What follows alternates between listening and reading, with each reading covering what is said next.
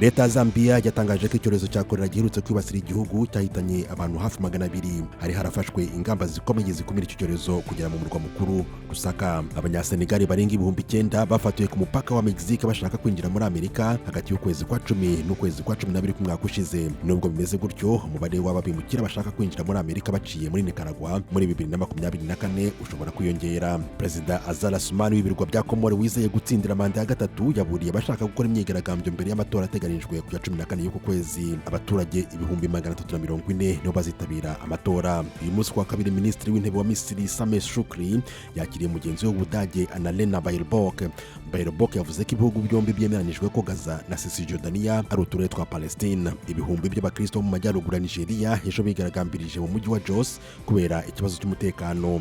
Nyuma y'uko abagera kuri 200 bishwe mu bihe bya Noheli, abandi bakavanwa mu byabo.